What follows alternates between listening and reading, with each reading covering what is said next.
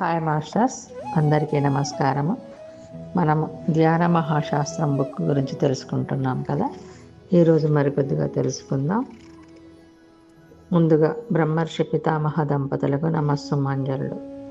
ఇంతవరకు మనము ఎన్నెన్నో క్రొత్త పాఠాలను ధ్యానులకు ట్రెక్కింగ్ నేర్పుతుంది వరకు తెలుసుకున్నాం. ఈరోజు నో కంప్లైంట్స్, నో జడ్జిమెంట్స్. ఎవరి మీద కంప్లైంట్స్ ఇవ్వకూడదు. అదేవిధంగా ఎవరిని జడ్జి చేయకూడదు. ఎవరి జీవితం గురించి అయినా మరొకరికి ఎంత మాత్రం తెలియదు. ఎవరి అభిప్రాయాలు వారివి, ఎవరి జీవిత విధానం వారిది. ఎవరు మరొకరిని పూర్తిగా అర్థం చేసుకోలేరు. కాబట్టి నో కంప్లైంట్స్, నో జడ్జిమెంట్స్.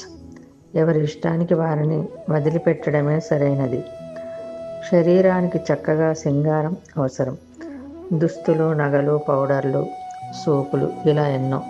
అలాగే శరీరానికి పుష్టిగా, విశేషంగా పోషణ అవసరం. అయితే మనం కేవలం శరీరాలు కాదు, ఆత్మస్వరూపులం. ఆత్మకు కూడా సింగారం మరి పోషణ అవసరం. ఆత్మను సింగారం చేయాలి. ఆత్మకు అత్యధికంగా పోషణ అందించాలి. దానికి మార్గమే ధ్యానం. ధ్యానం అన్నది ఆత్మపోషణ, జ్ఞానం అన్నది ఆత్మసింగారం. బట్టలు తీసివేసిన శరీరానికి ఏమీ కాదు, అలాగే శరీరం నశించిన ఆత్మకు ఏమీ కాదు. ధ్యానం చేస్తే శరీరం ఉక్కు, లేకపోతే తుక్కు. ఓకే మాస్టర్స్, ఈరోజు ఇంతటితో ముగించుకుందాం. తిరిగి రేపు మరికొద్దిగా తెలుసుకుందాం. అందరికీ ధన్యవాదాలు. బ్రహ్మర్షి పితామహకు నమస్కారములు.